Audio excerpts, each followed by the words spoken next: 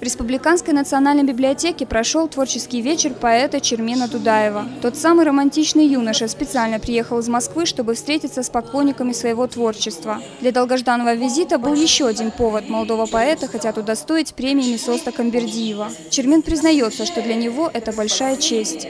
Библиотека национальная научная номинировала меня на государственную премию Мисоста Камбердиева имени. И я благодарен за это, за такую честь оказанную. Хочу сказать, что этот вечер называется «Осетия пахнет разлукой». Дело в том, что последние годы я живу в Москве, объехал буквально от Майдана до Магадана, от Крымска до Крыма.